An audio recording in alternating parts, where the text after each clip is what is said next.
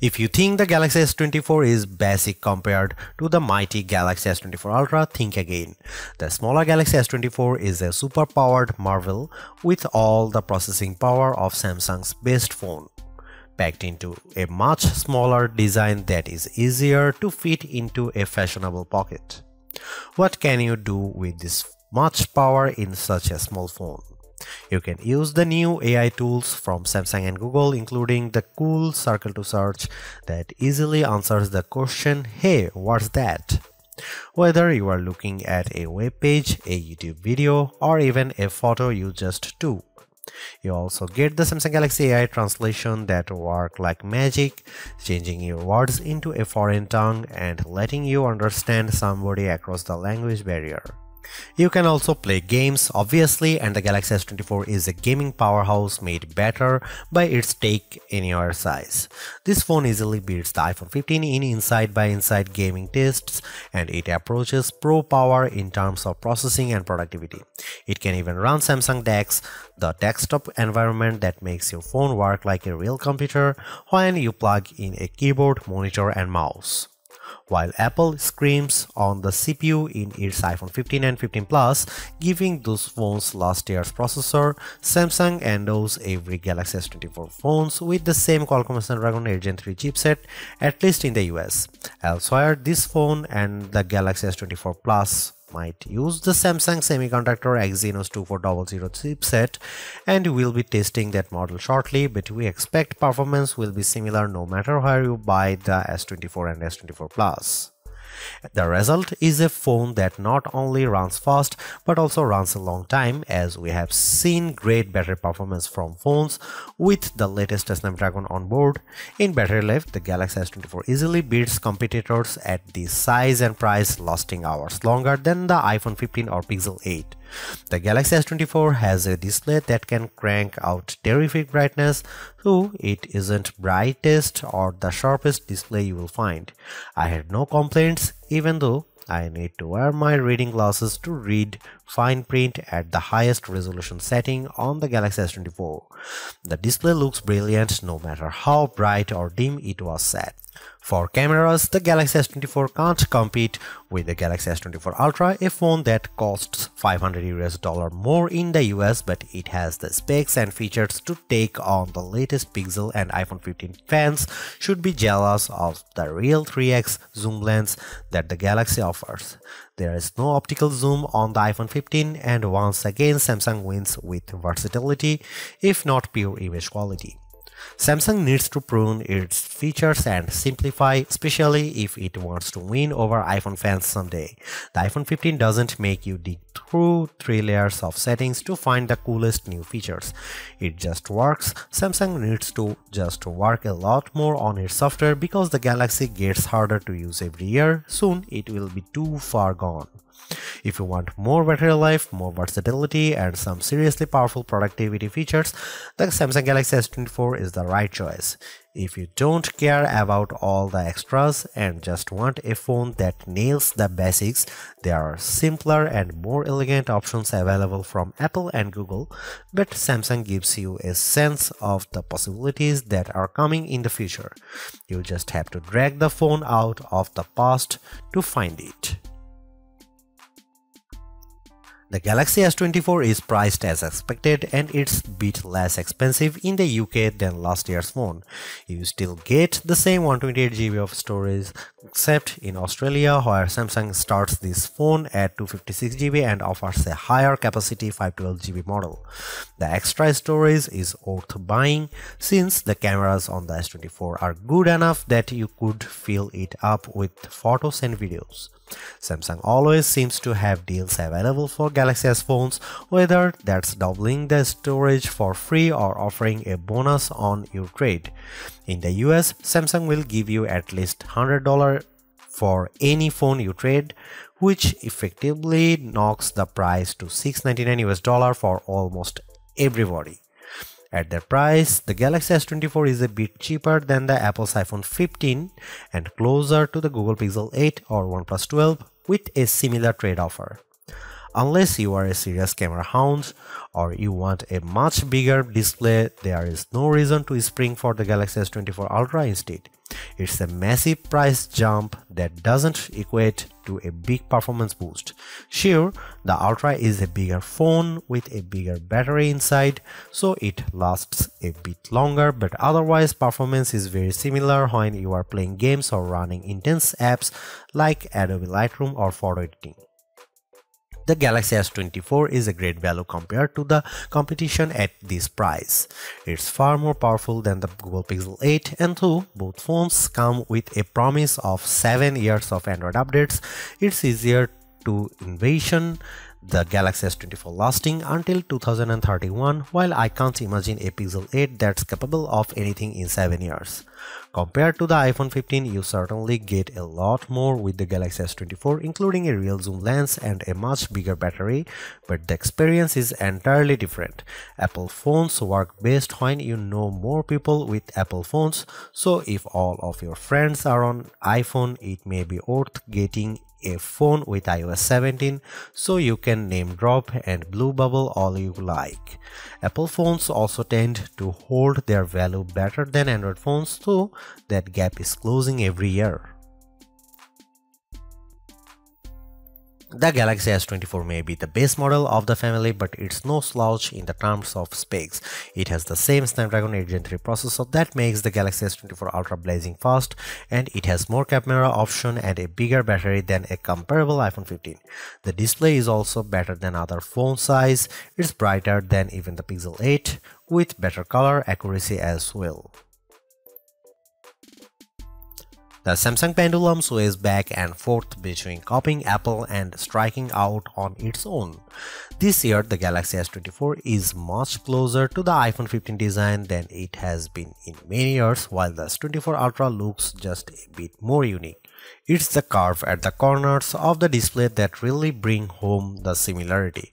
The Galaxy S24, like an iPhone, is well-rounded at the corners, while the S24 Ultra is all right angles.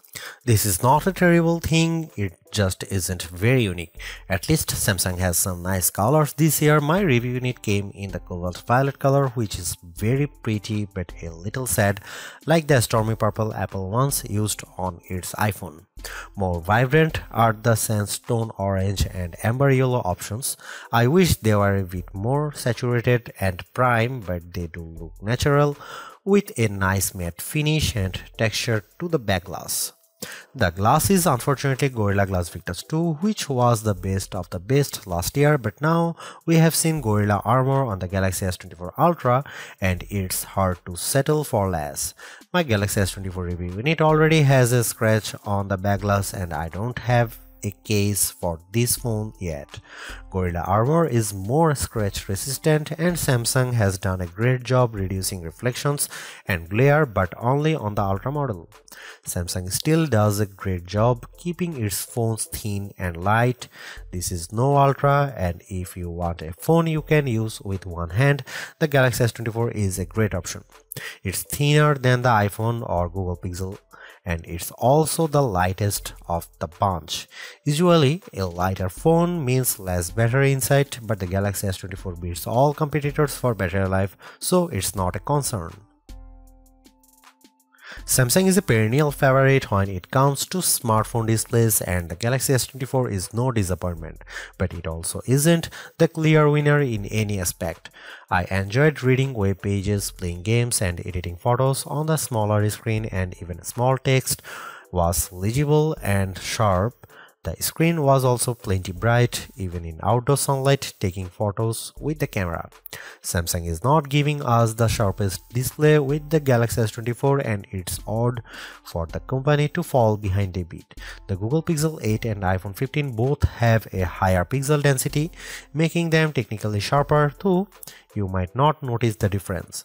The Galaxy S24 can get brighter than both of those phones, but OnePlus is pulling some 4500 nit magic out of its hat with the similarly priced OnePlus 12, so Samsung isn't the resounding brightness winner. Overall, I had no complaints about the display unless I'm truly nitpicking. In our official lab tests, the Galaxy S24 had a wider color gamut than any competitor. Samsung is still sticky about Dolby Vision HDR support, which is what Netflix favors, but HDR10 Plus content look great and you can find that on every other major streamer.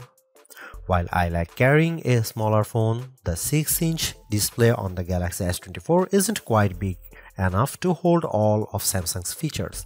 The H panel is turned on by default and it takes up so much room on the side of the phone that it was easy to swipe it open accidentally when I just wanted to use a back swipe gesture. The quick panel also became more complex and this makes it harder to read and use on the smaller Galaxy S24 display than it was on larger Samsung screens. Overall, more software simplicity would help show off that screen instead of bogging it down with icons and menu clutter. The good news about software on the Galaxy S24 is that it can do just about everything the Galaxy S24 Ultra can do, short of using the S Pen. The bad news is that it can do everything the Galaxy S24 Ultra can do and no less. Every bit of complexity often designed for the largest smartphone display possible is still present in the Galaxy S24. It's a mess. The Galaxy S24 is super powered, there is no doubt. There are big software features like Samsung DeX, which gives you a Chromebook-like interface when you plug your phone into an external monitor. There are also fine, granular controls over everything from battery and power management to Wi-Fi and networking to screen response and menus too. Well, everything. There is no end to what you can do with the Galaxy S24 and it is easy to get very lost. Samsung needs to simplify.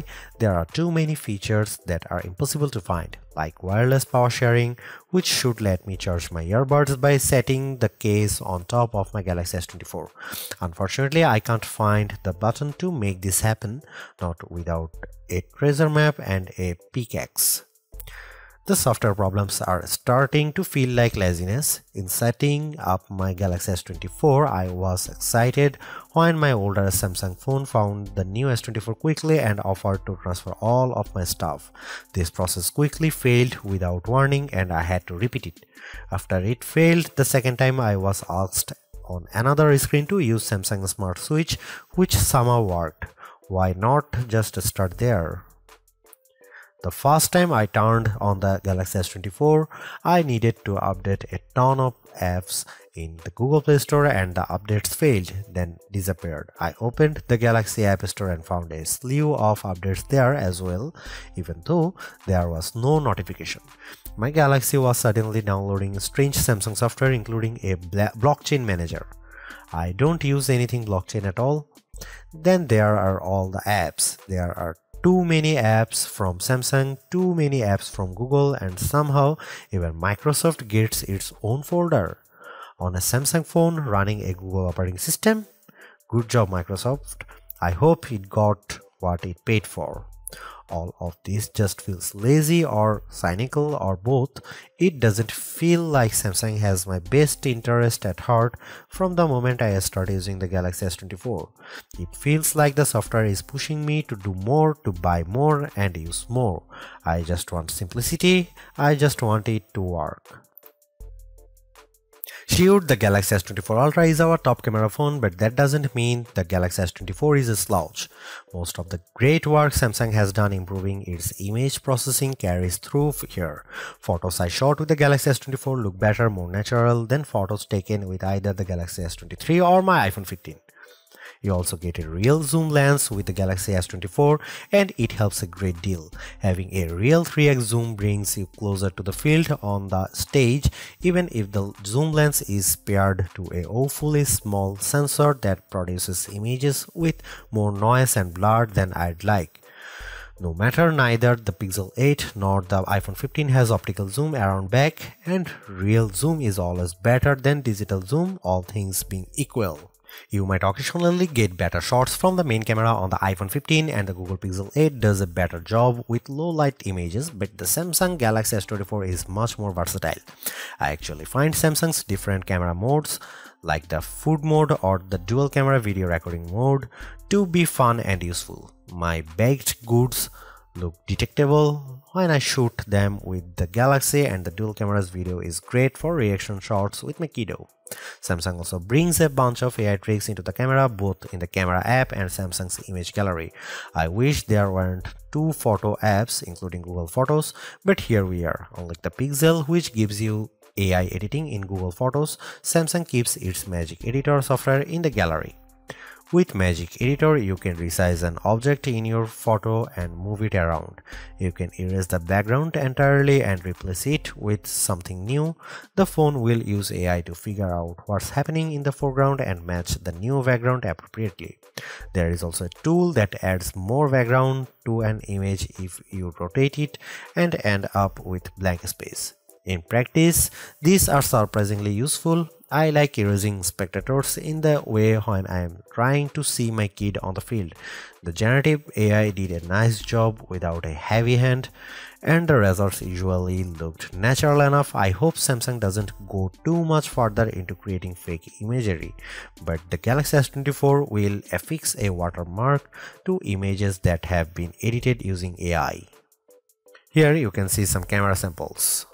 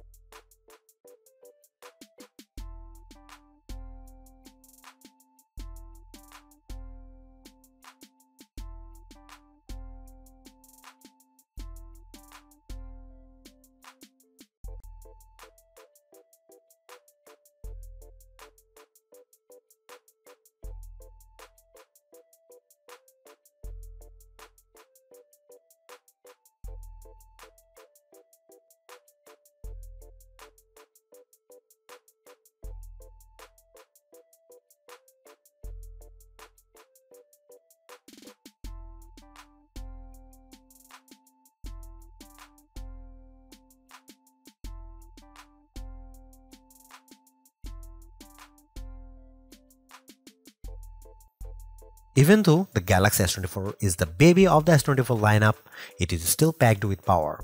If the larger sizes of the S24 Plus and S24 Ultra don't appeal to you, but you don't want to miss out on the latest and greatest that Samsung has to offer, then the S24 is still a good buy. Galaxy AI is one of the big selling points of the entire lineup, and though I wouldn't quite say it's the reason to upgrade, some of the AI features do come in handy. I am mostly referring to Circle to Search and the generative photo editing tools, but the Live Translate and Interpreter features will also be handy in a specific situation. And while the camera hardware hasn't changed, the software behind the image processing has definitely been fine-tuned. It's better now, in my opinion, with less burned into your retinas, vividness, and more realistic hues. There is also a lot to like about the new Snapdragon 8 Gen 3 for Galaxy chip, especially power efficiency. Even though the S24 only has a 4000 mAh cell, it has great battery life, all things considered. Plus, the performance with Android 14 and One UI 6.1 is fast, snappy, and responsive enough for pretty much anything you throw at it. If you are due for an upgrade this year, the Galaxy S24 is a good phone on your shopping list. It's not a must-have upgrade if you already have a Galaxy S23, but if you are upgrading from an older model, there is a lot to like here. Thanks for watching, see you in the next one.